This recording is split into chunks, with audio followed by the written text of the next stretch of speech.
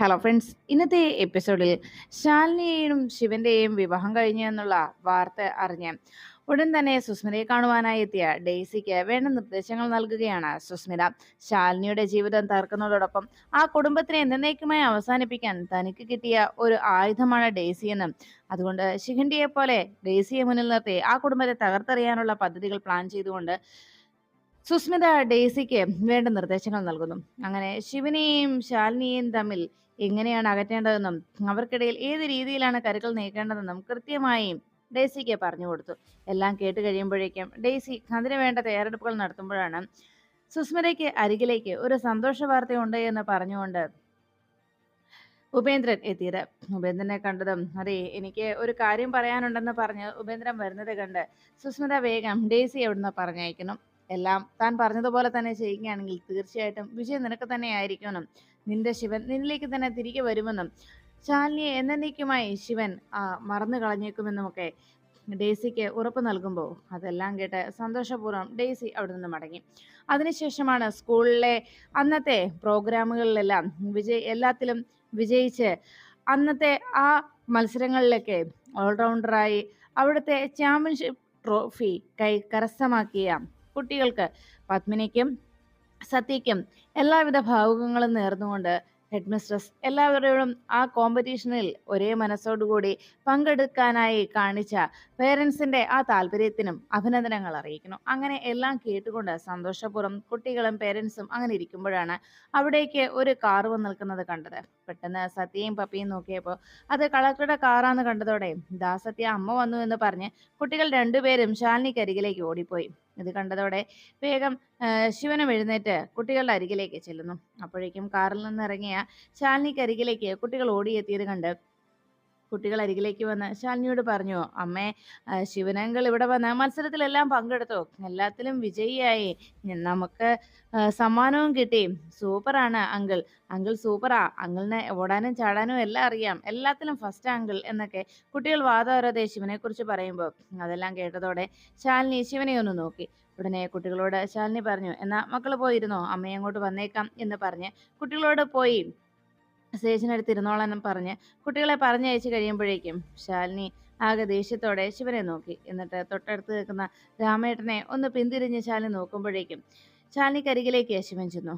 എന്താ ശാലിനി എന്ന് ചോദിച്ചപ്പോൾ ശാലിനി പറഞ്ഞു, അതെ, എനിക്കൊരു കാര്യം ചോദിക്കാനുണ്ട്. ഇന്ന് നടന്നത് ശിവന്റെ പെങ്ങളുടെയും പ്രകാശിന്റെയും വിവാഹമായിരുന്നില്ലേ എന്ന് ചോദിച്ചപ്പോൾ അതെന്താ ശാലിനി അങ്ങനെ അന്വേഷിച്ചത് എന്ന് ചോദിച്ചപ്പോൾ എന്നാലേ പുറം ലോകം അറിഞ്ഞിരിക്കുന്നത് നമ്മുടെ രണ്ടുപേരുടെയും വിവാഹം നടന്നു എന്ന രീതിയിലാണെന്ന് പറഞ്ഞപ്പോൾ ഞെട്ടലോടെ ശിവൻ ശാലിനിയെ നോക്കി. എനിക്കറിയേണ്ടത് ഇതിൽ ശിവൻ എന്തെങ്കിലും പങ്കുണ്ടോ എന്നാണ്. ശിവൻ അങ്ങനെ എന്തെങ്കിലും ദുരുദ്ദേശത്തോടു കൂടിയാണോ ഞങ്ങളുടെ കുടുംബത്തിലേക്ക് എത്തിയതെന്നാണ് എനിക്ക് അറിയേണ്ടത്. അങ്ങനെ എന്തെങ്കിലും ദുരുദ്ദേശം ശിവന് ഇതിന് പിന്നിലുണ്ടോ എന്ന് ചോദിച്ചപ്പോൾ ശാലിനിയോട് ശിവൻ ചോദിച്ചു, ശാലിനി എന്തൊക്കെയായി പറയുന്നത്? അങ്ങനെയൊക്കെ എന്തെങ്കിലും ദുരുദ്ദേശത്തോടു കൂടി എനിക്ക് ചെയ്യാനാവുമോ? മാത്രമല്ല എനിക്കൊരു ജീവിതമുള്ളതല്ലേ ശാലിനി, ഞാൻ മനഃപൂർവ്വം എന്റെ മുഖത്ത് കരിവാരത്തേക്കാൻ ഞാൻ താല്പര്യപ്പെടുവോ എന്ന് ശിവൻ ശാലിനിയോട് അന്വേഷിച്ചപ്പോൾ ശാലിനി ചോദിച്ചു, പിന്നെ ഇതാരാണ് ഇങ്ങനെ ഒരു പ്രവൃത്തി ചെയ്തത് എന്ന് ചോദിച്ചു. ഇവിടെ ഇപ്പോ ഇക്കാര്യം അറിയാത്തതായിട്ട് ശിവൻ മാത്രമേ ഉണ്ടായിരിക്കുകയുള്ളൂ എന്ന് പറഞ്ഞ് ശാലിനി ആ വീഡിയോ ശിവനെ കാണിച്ചു കൊടുത്തു. മൊബൈലിൽ പകർത്തിയെടുത്ത ആ വീഡിയോ കണ്ട് ശിവനാകെ ദേഷ്യത്തോടെ ശാലിനിയെ നോക്കുകയാണ്. ഇത് തനിക്ക് മനസ്സറിവുള്ള കാര്യമല്ല എന്ന് ശിവന്റെ ആ ഒറ്റ നോട്ടത്തിൽ നിന്ന് ശാലിനിക്ക് ശിവന്റെ മനസ്സെന്താണെന്ന് തിരിച്ചറിയാൻ സാധിച്ചു. ഉടനെ ശിവനാകെ അങ്കലാപ്പിൽ അങ്ങനെ നിൽക്കുമ്പോൾ ശാലിനിയോട് ശിവൻ പറഞ്ഞു, ശാലിനി, ഇതിന്റെ പിന്നിൽ ഞാനല്ല, ഒരിക്കലും എനിക്കിതിന് ഇങ്ങനെ ഒരു കാര്യം ചെയ്യാനാവില്ല എന്നും ഞാൻ അങ്ങനെ ചെയ്തിട്ടില്ല എന്നും ശിവൻ അറിയിച്ചു. അപ്പോഴേക്കും ശാലിനി ചോദിച്ചു, പിന്നെ ഇതാരാ?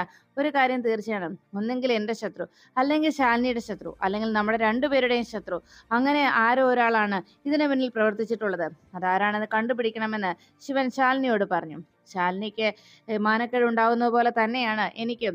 ഞാൻ എൻ്റെ ജീവിതം തകർത്തെറിയാൻ ഞാൻ താല്പര്യപ്പെടില്ലല്ലോ, ശാലിനി എന്നെ വിശ്വസിക്കേ എന്ന് ശിവൻ ആവശ്യപ്പെടുമ്പോൾ ശാലിനി ആകെ ദേഷ്യത്തോടെ കലുതുള്ളി അങ്ങനെ നിൽക്കുമ്പോൾ അവിടെ കുട്ടികൾക്ക് അവരുടെ സമ്മാനങ്ങൾ നൽകാൻ തയ്യാറായി നിന്ന ഹെഡ് മിസ്ട്രസ് അവിടെ നിന്ന് സംസാരിക്കുന്ന കളക്ടറെ കണ്ടു. ഉടനെ തന്നെ മേഡവും സ്പോർട്സ് സാറും കൂടി വേഗം ശാലിനിക്കരികിലേക്ക് എത്തി.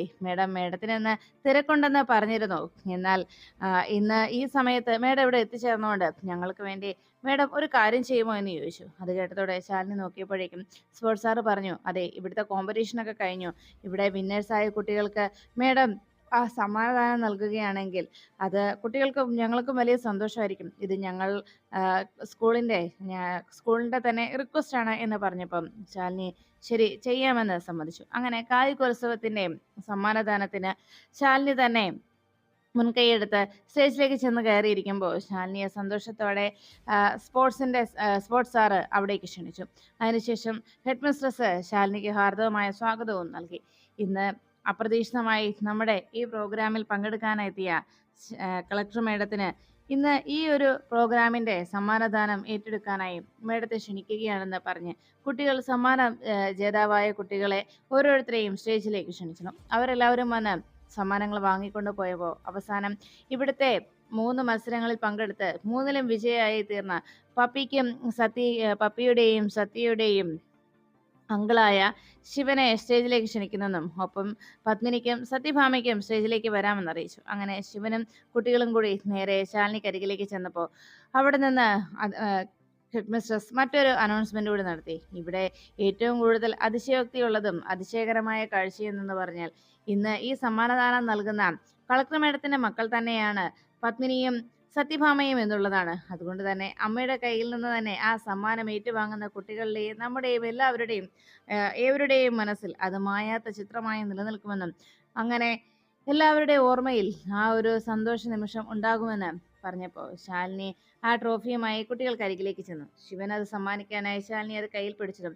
ശിവൻ കുട്ടികളുടെ കൈകളിലേക്ക് അത് ഏൽപ്പിക്കാനായി ശാലിനിയോട് കണ്ണുകൾ കൊണ്ട് കാട്ടിയപ്പോൾ ശിവന്റെ ആ നോട്ടത്തിൽ നിന്ന് ശാലിനി അത് മനസ്സിലാക്കി കുട്ടികളുടെ കൈകളിലേക്ക് ആ എവറോളിംഗ് ട്രോഫി നൽകുന്നു. അങ്ങനെ അത് ഏറ്റുവാങ്ങി കുട്ടികൾ സന്തോഷപൂർവ്വം അവർ വിജയിയായതിന്റെ സന്തോഷത്തിൽ ആ ട്രോഫി ഉയർത്തിപ്പിടിച്ച് ശിവനോടൊപ്പം അവരുടെ സന്തോഷം അവരുടെ സന്തോഷത്തിൽ പങ്കുചേരുമ്പോൾ ഇന്നും ഇതുപോലെ തന്നെ കുട്ടികൾ എന്നും വിജയിയായിരിക്കണമെന്ന് ടീച്ചർ അഭിനന്ദനം അറിയിച്ചതിന് ശേഷം ഇനി അവരുടെ അങ്കിളായ ശിവൻ നമ്മളോട് 2 വാക്ക് സംസാരിക്കുമെന്ന് പറഞ്ഞു. ഉടനെ ശിവൻ മൈക്കിനരികിലേക്ക് ചെന്ന് എല്ലാവരോടുമായിട്ട് പറഞ്ഞു, ഇങ്ങനെ ഒരു അവസരം തനിക്ക് ഒരുക്കി തന്ന നിങ്ങൾ ഓരോരുത്തരോടും ഞാൻ നന്ദി പറയുകയാണെന്നും മാത്രമല്ല ഇന്ന് ഞാൻ ഇവിടെ എത്തിച്ചേർന്നത് എൻ്റെ ഒരു നിയോഗം മാത്രമാണ്. എന്നെ ഏതോ ഒരു അദൃശ്യ ശക്തി ഇവിടേക്ക് എത്തിക്കുകയായിരുന്നു. അല്ലായിരുന്നുവെങ്കിൽ കളക്ടർ മേഡത്തെ പോലെ ഒരാളുടെ വീട്ടില് മേഡത്തിന്റെ മക്കൾക്ക് വേണ്ടി ഞാനിവിടെ ഈ മത്സരത്തിൽ വന്ന് പങ്കെടുക്കുകയും അതിൽ വിജയിയാകുകയും ചെയ്യുക എന്നത് ഒരിക്കലും സാധ്യമായിട്ടുള്ള കാര്യമായിരുന്നില്ല എന്ന് ശിവൻ പറയുമ്പോൾ ശിവന്റെ വാക്കുകൾ കേട്ടിരുന്ന ശാലിനി അത് ശിവന്റെ ആത്മാർത്ഥത അതിൽ നിന്ന് മനസ്സിലാക്കി. അതിനുശേഷം കളക്ടർ മേഡത്തിന് നമ്മളോട് 2 വാക്ക് സംസാരിക്കാനായി ക്ഷണിക്കുകയാണെന്ന് ഹെഡ് മിസ്ട്രസ് ശാലിനിയെ ക്ഷണിച്ചപ്പോഴേക്കും ശാലിനിയും അതേ കാര്യം തന്നെ സ്റ്റേജിൽ വന്ന് എല്ലാവരോടുമായി അറിയിച്ചു. ഇന്ന് ഇവിടെ ഈ ദാന ചടങ്ങിൽ ഞാൻ പങ്കെടുക്കണമെന്നുള്ളത് ദൈവനിയോഗം തന്നെയായിരുന്നുവെന്നും ഈശ്വരൻ അത് നിശ്ചയിച്ചുറപ്പിച്ചതായിരുന്നത് കൊണ്ട് തന്നെ ഞാൻ എവിടെ പോയിരുന്നെങ്കിലും ഈ ഒരു നിമിഷം ഇവിടെ ഞാൻ എത്തുമെന്നത് ആ അദൃശ്യമായ ആ ഈശ്വരന്റെ ശക്തിയിൽ മാത്രം നടക്കുന്ന കാര്യങ്ങളാണ്. അതുകൊണ്ട് തന്നെയാണ് കൃത്യസമയത്ത് താൻ ഇവിടെ എത്തിച്ചേർന്നതെന്നും എന്തായാലും ഇവിടെ മത്സരത്തിൽ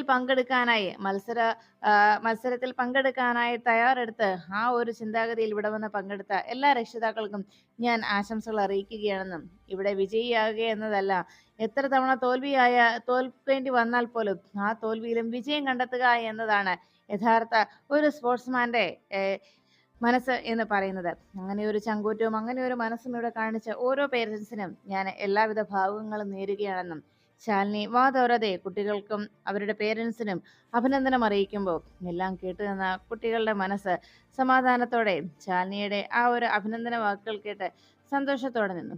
അതിനുശേഷം ശാലിനി കുട്ടികൾക്ക് ആ ട്രോഫി സമ്മാനിച്ച് അവിടെ എത്തിച്ചേർന്ന സമ്മാനർഹരായ എല്ലാ കുട്ടികൾക്കും സമ്മാനം നൽകിയതിനു ശേഷം അവിടെ നിന്ന് എല്ലാവർക്കും വിജയ ആശംസകൾ നൽകി മടങ്ങുമ്പോൾ സുസ്മിതയുമായിട്ട് ഉപേന്ദ്രൻ സുസ്മിതയെ താൻ കാണിച്ചു തരാമെന്ന് പറഞ്ഞ് ആ സർപ്രൈസ് ഒരുക്കിയ ആ മുറിയിലേക്ക് കൂട്ടിക്കൊണ്ടു പോകുന്നു. അവിടെ വന്ന് നോക്കിയ സുസ്മിത കണ്ടത് ബോധം കെട്ട് ആ ബെഡിൽ കിടന്നുറങ്ങുന്ന രാഘവൻ നായരെയായിരുന്നു. ആ കാഴ്ച കണ്ടതോടെ സുസ്മിത ചോദിച്ചു, അല്ല ഇതെന്താ തട്ടിപ്പോയോ എന്ന് ചോദിച്ചപ്പം, ഏയ് ഇല്ല, എന്നെ അങ്ങ് ജീവനറ്റം സ്നേഹിക്കുകയല്ലേ, അതുകൊണ്ട് എൻ്റെ ഏട്ടനെ പൊന്നുപോലെ നോക്കണമെന്ന് പറഞ്ഞുകൊണ്ട് ഞാൻ പൊന്നുപോലെ നോക്കുന്നതാ, കണ്ടില്ലേ ഈ കിടക്കുന്നത്, ഇപ്പോ എൻ്റെ കണ്ണിലെ കൃഷ്ണമണി പോലെ ഞാൻ കൊണ്ടു നടക്കുന്നത് എന്ന് പറഞ്ഞപ്പോ സുസ്മിത പറഞ്ഞു, ശരി, മൂക്കൊറ്റം മദ്യപിച്ച് ഈ അവസ്ഥയിലാക്കിച്ചു അല്ലേ എന്ന് ചോദിച്ചപ്പം, അങ്ങനെയൊന്നുമില്ല, അപ്പോഴേക്കും അവിടെ മയക്കത്തിലാണെങ്കിലും രാഘവൻ നായർ പറഞ്ഞു, എൻ്റെ ഉപേന്ദ്രൻ അവൻ പാവാ, അവൻ എന്നെ മലേഷ്യയിലേക്ക് കൊണ്ടുപോകാമെന്നാ പറഞ്ഞത് എന്ന് പറഞ്ഞപ്പോൾ ഇത് കേട്ട സുസ്മിത ചോദിച്ചു, ഓഹോ അപ്പൊ അങ്ങനെ മോഹന വാഗ്ദാനങ്ങളൊക്കെ നൽകി കഴിഞ്ഞു അല്ലേ എന്ന് ചോദിച്ചപ്പോഴേക്കും ഉപേന്ദ്രൻ പറഞ്ഞു, പിന്നല്ലാതെ എൻ്റെ ഒരേ ഒരു ഏട്ടനല്ലേ ഈ കിടക്കുന്നത്, അപ്പൊ പിന്നെ ആ ഏട്ടനെ മലേഷ്യയിലേക്ക് ഞാൻ കൊണ്ടുപോകണ്ടേ, അതുകൊണ്ട് തന്നെ ഇനി മലേഷ്യയിലേക്കെന്നല്ല എവിടേക്ക് വേണമെങ്കിലും ഞാൻ കൊണ്ടുപോകും. കാരണം എനിക്ക് നഷ്ടപ്പെട്ടു പോയതെല്ലാം ഞാൻ തിരികെ പിടിച്ചു കഴിഞ്ഞു. ഈ കൈകൾ കൊണ്ട് ഞാൻ അന്ന് ആ പത്രങ്ങളിലെല്ലാം എൻ്റെ ഈ സമ്മതപത്രങ്ങളിൽ, എൻ്റെ ഈ ആധാരങ്ങളിലെല്ലാം, ഈ ഡോക്യുമെന്റ്സിലെല്ലാം ഞാൻ സൈൻ ചെയ്ത് മേടിപ്പിച്ചു എന്ന് ഉപേന്ദ്രൻ പറയുമ്പോൾ അതുവഴി കടന്നുപോയ ആ മുറിക്കരികിലൂടെ കടന്നു പോകുന്ന ജഗദീപ് ആ സംസാരം കേൾക്കാനിടയായി. എന്തായതെന്ന് സംശയത്തോടെ ജനലിനടുത്തോടെ നോക്കുമ്പോൾ അവിടെ ബോധം കെട്ട് കിടക്കുന്ന രാഘവൻ നായരെ കണ്ടു. ഉടനെ ഉപേന്ദ്രന് ആകെ സംശയമായി.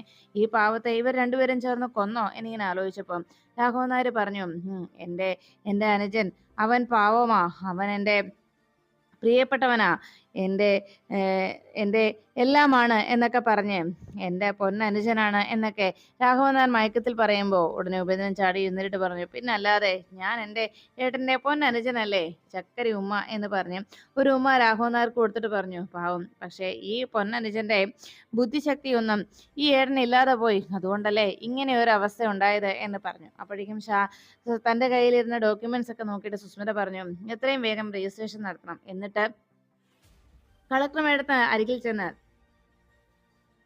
ഈ സത്യം കളക്ടർ മേഡത്തെ ബോധ്യപ്പെടുത്തണം. ഇനി അധിക നേരമില്ല എന്നും കുട്ടയും വട്ടിയും ഒക്കെ കയ്യിലെടുത്ത് വേഗം വീട്ടിൽ നിന്ന് ഇറങ്ങിക്കോളാൻ മേഡത്തോട് പറയണമെന്നും സുസ്മിത പറയുമ്പോൾ ഇതെല്ലാം കേട്ടതോടെ ജഗദീപിനാകെ സംശയം.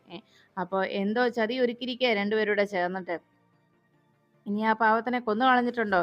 എന്തായാലും സാക്ഷിയായതുകൊണ്ട് നേരിൽ ചെന്നങ്ങ് പ്രത്യക്ഷപ്പെട്ടേക്കാം എന്ന് ജഗദീപ് തീരുമാനിച്ച് വേഗം മുറിക്കകത്തേക്ക് ചാടിക്കയറുന്നു.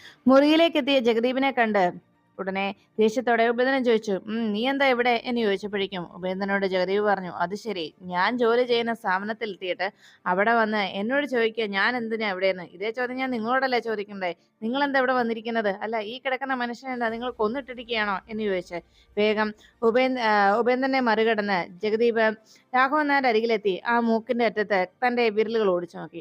അപ്പൊ ചത്തിട്ടില്ല. അപ്പോഴേക്കും എന്തോ സ്മെല്ലടിക്കുന്ന പോലെ ജഗദീപിന് തോന്നി. ഉടനെ ജഗദീപ് രാഘവൻ നായർ അരികിൽ ചെന്ന് മണത്തു നോക്കുന്നു. എന്താ നിങ്ങള് ചാരായം കുടിപ്പിച്ചോ ഈ പാവത്തിനെ എന്ന് ചോദിച്ചതും ഒന്നും മിണ്ടാതെ ഉപേന്ദ്രൻ അങ്ങനെ നിൽക്കുന്നു. ഉടനെ തന്നെ രാഘവൻ നായരെ ആ അവസ്ഥയിലാക്കിയതിന് താൻ മറുപടി ചോദിക്കുന്നു പറഞ്ഞ് ജഗദീപ് പറഞ്ഞു, ഇതുപോലെ ഒരു ഔട്ട്സൈഡർ ഈ ആശ്രമത്തിന്റെ പരിസരത്തേക്ക് അതിക്രമിച്ച് കയറിയത് തന്നെ തെറ്റ്. എന്നിട്ടോ ഇപ്പോ ഒരു പാവത്തിനെ ഇവിടെ മദ്യപിപ്പിച്ച് അവശനാക്കി കൊണ്ടുവന്ന് കിടത്തിയിരിക്കുന്നു. രണ്ടുപേരും ഈ നിമിഷം ഇവിടെ നിന്ന് പുറത്താക്കും, ആദ്യം ഈ ആശ്രമത്തിൽ നിന്ന്, എന്നിട്ട് ഞാൻ ലീഗലായിട്ട് സ്റ്റേഷനിൽ പോയി നിങ്ങൾക്കെതിരെ പരാതിയും കൊടുക്കും, രണ്ടുപേർക്കും കൂടി അഴിയെണ്ണാം ജയിലിൽ കിടന്ന് എന്ന് പറഞ്ഞ് ജഗദീപ് ബഹളം വെച്ച് അവിടുന്ന് പുറത്തേക്ക് പോകാൻ തുടങ്ങുമ്പോഴേക്കും ഉപേന്ദ്രൻ ജഗദീപിനെ പിടിച്ചു നിർത്തി. നീ ഇതെങ്ങോട്ടായി പോകുന്നത് എന്ന് ചോദിച്ചതും വിട മനുഷ്യ എന്ന് പറഞ്ഞ് വിഡ്രോ എന്ന് പറഞ്ഞ് ജഗദീപ് ഉപേന്ദ്രൻ നേരെ തട്ടിക്കയറുമ്പോഴേക്കും ഉപേന്ദ്രൻ അവിടെ ഇരുന്ന ആ ഫ്ലവർ വൈസ് എടുത്ത് ജഗദീപിന്റെ തലയ്ക്ക് ഒരു അടി കൊടുത്തു. അതോടെ ജഗദീപ് ബോധമിട്ട് നിലത്തേക്ക് വീണു. ഈ കാഴ്ച കണ്ടതോടെ സുസ്മിത ചോദിച്ചു, അയ്യോ ചത്തോ എന്ന് ചോദിച്ചതും ചത്തെങ്കിൽ എന്താ, രണ്ടിനെയും കൂടെ ഒരു കുഴിയിലേക്ക് അങ്ങ് കുഴിച്ചു മൂടും, അല്ലാതെ വേറൊന്നും ഇവിടെ സംഭവിക്കാൻ പോകുന്നില്ല എന്ന് ഉപേന്ദ്രൻ സുസ്മിതയോട് അറിയിച്ചു. സുസ്മിത ആകെ ഞെട്ടലോടെ അങ്ങനെ നോക്കി നിൽക്കുമ്പോഴാണ് കുട്ടികളുമായിട്ട് ശിവനും ശാലിനിയും കൂടി നേരെ സത്യാമ്മയുടെ വീട്ടിലും മുറ്റത്തേക്ക് എത്തിയത്. വണ്ടിയിൽ നിന്ന് ഇറങ്ങിയ കുട്ടികൾ വളരെ സന്തോഷത്തോടെ അവർക്ക് കിട്ടിയ ട്രോഫിയുമായി സത്യാമ്മയ്ക്ക് അരികിലേക്ക് ഓടിയെത്തുകയായിരുന്നു. സത്യാമ്മ അപ്പോഴേക്കും സിറ്റൗട്ടിൽ ശാലിനിയുടെയും ശിവന്റെയും വരവും പ്രതീക്ഷിച്ച് കാത്തിരിക്കുകയായിരുന്നു. ഇതിനെല്ലാത്തിനും സാക്ഷിയായി പിള്ളച്ചേട്ടനും പൊന്നിയും വല്ലാത്ത ഭയത്തോടെ അങ്ങനെ നിൽക്കുമ്പോൾ കുട്ടികൾ ട്രോഫിയുമായി വേഗം സത്യാമ്മയ്ക്ക് അരികിലേക്ക് എത്തി. സത്യാമ്മ, ഇത് കണ്ടോ, ഞങ്ങൾക്ക് കിട്ടിയ സമ്മാനം. ഈ ശിവനങ്കിള് പുലിയാ. ശിവനങ്കിളെ ഓടാനും ചാടാനും ഒക്കെ മിടുക്കനാ, എല്ലാത്തിലും ഫസ്റ്റ് അടിച്ചു. ഇത് കണ്ടോ, ഞങ്ങൾക്ക് വാങ്ങിച്ചു തന്ന ട്രോഫി എന്ന് പറഞ്ഞ്, ഞങ്ങൾക്ക് സ്കൂളിൽ നിന്ന് കിട്ടിയതാ എന്ന് പറഞ്ഞ് സത്യഭാമയും പത്മിനിയും കൂടി സത്യാമ്മയെ കാണിച്ചു. ഇത് കണ്ടതോടെ സത്യാമ്മ ഒന്ന് പുഞ്ചിരിക്കുക മാത്രം ചെയ്തങ്ങനെ നിൽക്കുമ്പോൾ പപ്പി പറഞ്ഞു, സത്യയെ നമുക്കിതേ ഷോക്കേസിൽ കൊണ്ടുപോയി വെക്കാം, അപ്പൊ എല്ലാവർക്കും കാണാൻ പറ്റുമല്ലോ എന്ന് ചോദിച്ചപ്പം അതെ സത്യാമ്മയെ ഞങ്ങൾ അവിടെ കൊണ്ടേ വെച്ചോട്ടെ എന്ന് ചോദിച്ചു. അതിനെന്താ, മക്കൾക്ക് ഇഷ്ടമുള്ള സ്ഥലത്ത് കൊണ്ടുപോയി എവിടെ വേണമെങ്കിലും ഇത് വെച്ചോ എന്ന് സത്യഭാമ കുട്ടികളോട് മറുപടി നൽകി. ഉടനെ പപ്പി പറഞ്ഞു, സത്യയെ വാ, നമുക്കിതിന് കൊണ്ടുപോയേ അച്ഛനെ കാണിക്കാം, എന്നിട്ട് അച്ഛനോട് പറയാം അച്ചച്ചന്റെ വിഷ്ണുമോനാണ് ഇതൊക്കെ നമുക്ക് നേടിത്തന്നതെന്ന്. വാ, അച്ചച്ചന് ഒത്തിരി സന്തോഷാവും എന്ന് പറഞ്ഞ് കുട്ടികൾ ട്രോഫിയുമായി സന്തോഷത്തോടെ അകത്തേക്ക് ഓടി പോകുമ്പോ ഒന്നും മിണ്ടാതെ ശാലിനിയും അകത്തേക്ക് പോകാൻ തുടങ്ങിയപ്പോഴേക്കും സത്യഭാമ ശാലിനിയെ പിടിച്ചു നിർത്തി. നിനക്ക് എനിക്ക് ചില കാര്യങ്ങൾ ചോദിക്കാനുണ്ട് എന്ന് പറഞ്ഞു. എന്താണെന്നുള്ള സംശയത്തിൽ ശാലിനിയും ശിവനും നോക്കുമ്പോഴേക്കും സത്യാമ്മ പറഞ്ഞു, നിങ്ങളെ രണ്ടുപേരെയും ചേർത്ത് ചില കാര്യങ്ങൾ ഞാൻ അറിഞ്ഞു. അതിലൊട്ടും സത്യമില്ല എന്നതാണ് എന്റെ വിശ്വാസം. എങ്കിലും എന്റെ ഒരു സമാധാനത്തിന് ഞാൻ ചോദിക്കുക, എങ്ങനെയാ ശാലിനി നിനക്ക് എന്റെ മോനെ മറക്കാൻ കഴിഞ്ഞത്? അവൻ എന്നും നിന്നെ എത്ര ആത്മാർത്ഥമായിട്ടാ സ്നേഹിച്ചിട്ടുള്ളത്. ഇന്നേ വരെ നിന്നെ ഒന്ന് വഴക്ക് പറയുന്ന പോലും ഞാൻ കേട്ടിട്ടില്ല. അത്രത്തോളം ജീവന തുല്യം എന്റെ മോൻ നിന്നെ സ്നേഹിച്ചതല്ലേ. എന്നിട്ടും നീ അവനെ മറന്നു കളഞ്ഞല്ലോ ശാലിനി. നിനക്കെങ്ങനെ ഇങ്ങനെയൊക്കെ ചെയ്യാൻ കഴിഞ്ഞു എന്ന് ചോദിച്ചപ്പോ, അയ്യോ സത്യാമ്മേ, ഞാൻ എന്ന് പറഞ്ഞ് ശാലിനി സത്യം വെളിപ്പെടുത്താൻ ശ്രമിക്കുമ്പോഴേക്കും സത്യഭാമ തന്റെ കൈകൾ ഉയർത്തി ശാലിനിയെ തടഞ്ഞു. വേണ്ട, മതി എന്നുള്ള രീതിയിൽ സത്യാമ്മ ശാലിനിക്ക് തന്റെ ഭാഗത്തു നിന്ന് സംഭവിച്ചത് എന്താണെന്ന് പറയാനുള്ള ഒരു അനുവാദമോ അതിനുള്ള ഒരു അവസരം പോലും നൽകാതെ സത്യാമ്മ വേഗം ശിവന് നേരെ തിരിഞ്ഞു. ശിവ, നിന്നെ ഞാൻ എന്റെ മകനായിട്ടാണ് കണ്ടത്. നീ എന്നോട് ഈ ചതി കാണിക്കാൻ പാടില്ലായിരുന്നു. സത്യം പറയണം, നീ ഇങ്ങനെ ഒരു കൊടും ചതി മനസ്സിൽ ചിന്തിച്ച് ഉറപ്പിച്ചുകൊണ്ടാണോ ഈ വീട്ടിലേക്ക് ഞങ്ങളുടെ സഹായിയെ ഇവിടേക്ക് കയറി വന്നത്? അതാണോ ശിവ നീ ചെയ്തത്? ഇപ്പോ ഞാൻ നിന്നെ ശപിക്കാതിരിക്കുന്നത് വേറൊന്നും കൊണ്ടല്ല. അത്രത്തോളം ഞാൻ നിന്നെ സ്നേഹിച്ചു പോയി. എന്റെ മനസ്സിൽ അത്രത്തോളം ഒരു സ്ഥാനം ഞാൻ നിനക്ക് നൽകിപ്പോയി. അതുകൊണ്ട് മാത്രമാണ് എന്ന് സത്യഭാമ ശിവനോടും ദേഷ്യത്തോടെ പറഞ്ഞു. ഇനി എനിക്ക് നിന്നെ കാണണ്ട, നീ ഇനി എന്റെ മുന്നിലേക്ക് വരണ്ട എന്ന് പറഞ്ഞ് സത്യഭാമ ശിവനോട് അവിടെ നിന്ന് പൊയ്ക്കോളാനായിട്ട് പറയുമ്പോൾ അവരുടെ നിരപരാധിത്വം എന്താണെന്ന് വെളിപ്പെടുത്താനുള്ള ഒരു അവസരം പോലും നൽകാതെ ശാലിനിയെയും ശിവനെയും ഒരുപോലെ ക്രൂശിക്കുന്ന സത്യാമ്മയുടെ ആ പ്രവൃത്തിയെ വല്ലാതെ വേദനയോടെ ശാലിനി നോക്കിയിരുന്നു. സത്യാമ്മ, ഞങ്ങൾ പറയുന്ന ഒന്ന് കേൾക്കുക എന്ന് പറഞ്ഞപ്പോൾ എനിക്കൊന്നും കേൾക്കണ്ട എന്ന ഭാവമായിരുന്നു സത്യഭാമയ്ക്ക്. അപ്പോഴാണ് അപ്രതീക്ഷിതമായി സത്യാമ്മയുടെ വീട്ടുപടിക്കലേക്ക് കമലൻ വന്നെത്തിയത്. കമലൻ വണ്ടി കൊണ്ടുവന്ന് നിർത്തി വേഗം ശിവന്റെ അരികിലേക്ക് ഓടിയെത്തി. ആശാനെ ഒരു കാര്യമുണ്ട് എന്ന് പറഞ്ഞ് അരികിലേക്ക് വന്നതും ശിവനാകെ ദേഷ്യത്തോടെ നിൽക്കുന്നത് കണ്ട് ഉടനെ കമലൻ ചോദിച്ചു, എന്തു പറ്റി ആശാനെ, എന്തെങ്കിലും പ്രശ്നമുണ്ടോ എന്ന് ചോദിച്ചു. അപ്പോഴേക്കും അരികിൽ നിന്ന് സത്യഭാമ പറഞ്ഞു, എടാ, നീ ആശാനെ എന്ന് വിളിക്കുന്നത് കൊണ്ടാണോ ഇവൻ എന്റെ വിഷ്ണുവിനെ പോലെ തന്നെ ആയി തീരാനും വിഷ്ണുവിന്റെ സ്വന്തമായതെല്ലാം നേടിയെടുക്കാനും ശ്രമിക്കുന്നത് എന്ന് ചോദിച്ചപ്പോ, എന്തുപറ്റി സത്യാമ്മയെന്ന് കമലൻ കാര്യങ്ങൾ അന്വേഷിച്ചു. അപ്പോഴേക്കും സത്യാമ്മ, നീ അറിഞ്ഞില്ലേ എന്നും ഇന്ന് ശാലിനിയുടെയും ശിവന്റെയും വിവാഹം നടത്താൻ നീയല്ലേ മുൻപന്തിയിൽ നിന്നിരുന്നത് എന്നൊക്കെ സത്യാമ്മ കമലിനെ കുറ്റപ്പെടുത്തി സംസാരിക്കുമ്പോ അത് കേട്ടു നിന്ന കമലൻ പറഞ്ഞു, അയ്യോ സത്യാമ്മ, അങ്ങനെയല്ല. ഇന്ന് കല്യാണം നടന്നത് ആശാന്റെ എടത്തിയമ്മയുടെ അല്ല, മറിച്ച് ഇന്ന് വിവാഹം നടന്നതേ ആശാന്റെ പെങ്ങളുടെയാണ്.